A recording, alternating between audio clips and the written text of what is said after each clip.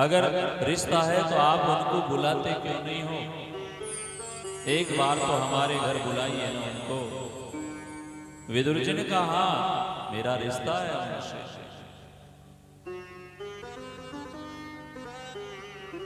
वे मेरे को चाचा जी बोलते, पांडव भी मुझे चाचा जी कहते हैं और कृष्ण भी मेरे को चाचा जी बोलते। अच्छा परिचय मेरा और उनका। विदुरानी ने कहा जब परिचय है तो आप एक बार तो हमारे घर बुला लेते हैं उनको। विदुर जी ने कहा मैं बुलाऊंगा तो मना तो नहीं करेंगे भगवान, मेरे निमंत्रण को अस्वीकार नहीं करेंगे, लेकिन उनको यहाँ आने से तकलीफ होगी, कष्ट होगा, इसलिए मैं उनको नहीं बुला सकता। सच्चा प्रेमी जो होता है वह अपने प्रेमी को दुख नहीं देता, कष्ट नहीं देता, खुद कष्ट सहन कर लेता है। सच्चा जो भक्त होता है भगवान को परेशान नहीं करता है, दुख को सहन कर लेता है, भगवान को नहीं पुकारता। क्यों? मेरे साथ साथ में भगवान को क्यों तकलीफ दूंगी, क्यों कष्ट? और कई भक्त तो थोड़ी सी बात में भगवान को बुला लेते हैं, है? सिर में दर्द भी हो जाए तो भगवान को याद करते हैं, ये क्या किया महाराज, है? इसलिए भक्ति करते हैं, मेरे सिर में दर्द हो रहा है। लेकिन जो सच्चे भक्त है वह भगवान को कष्ट नहीं देते, वह दुख सहन करते रहते हैं। विदुर जी ने कहा मैं उनको यहाँ बुलाऊंगा, तकलीफ होगी, कष्ट होगा, द्वारिका को छोड़ के यहाँ आएंगे, स्वर्ण महल में रहने वाले हैं, 56 भोग प्रतिदिन उनके भोग लगता है, 56 प्रकार के भोगों का। मेरे घर तो केवल भाजी है, हम तो भाजी खा के काम चलाते हैं, उस द्वारिकाधीश को मैं कष्ट नहीं दूंगा। पर विदुरानी की तो इच्छा थी कि भगवान मेरे घर आए।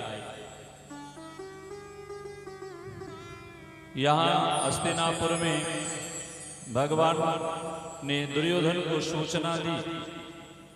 दुर्योधन को मालूम चला कि द्वारिकाधीश भगवान आने वाले हैं, तो दुर्योधन ने द्वारिकाधीश के स्वागत की तैयारी की।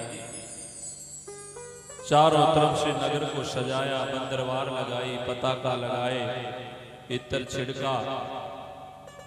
विदुर जी ने लोगों से पूछा कौन आ रहा है जिसके स्वागत की तैयारी आप लोग कर रहे हो? लोगों ने बताया महाराज भगवान द्वारिकाधीश आ रहे हैं और द्वारिकाधीश के स्वागत की तैयारी हम कर रहे हैं। विदुर जी को बड़ी प्रसन्नता हुई। मेरी पत्नी की भी इच्छा थी कि मैं द्वारिकाधीश भगवान का दर्शन करूं। अब उनको बुलाना भी नहीं पड़ा और द्वारिकाधीश खुद ही चल करके आ रहे हैं। उसको दर्शन करवाऊंगा द्वारिकाधीश भगवान का। सुलभा को जाके विदुर जी ने कहा, सुलभा देवी तुम्हारी प्रार्थना तो भगवान ने सुन ली है। भगवान द्वारिकाधीश हस्तिनापुर में आ रहे हैं, चलो मैं तुमको दर्शन करवा देता हूँ। और विदुर जी विदुरानी को लेकर के जहाँ से रथ की यात्रा निकलने वाले थे उधर से पहुँचे, जाके लाइन में खड़े हो गए, पंक्ति में खड़े हुए, सब लोग हाथ जोड़ के खड़े हुए हैं। भगवान का दर्शन करने के लिए बड़ी भीड़ लगी थी। विदुर और विदुरानी भी खड़े हैं हाथ जोड़ करके। भगवान का रथ आया, विदुर ने भगवान का दर्शन किया, पर भगवान किसी की तरफ देख नहीं रहे थे।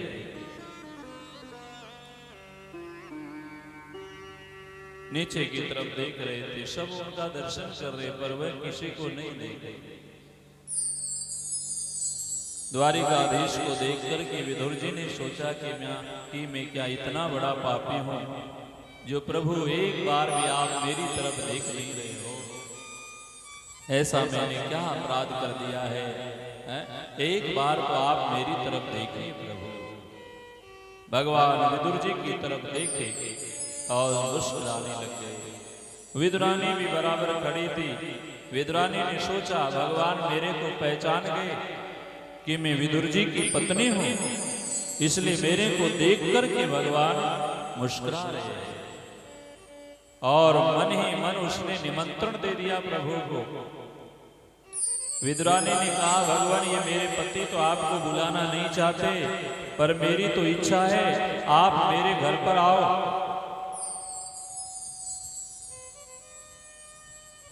भगवान ने इशारा किया कि हम तुम्हारे घर आएंगे।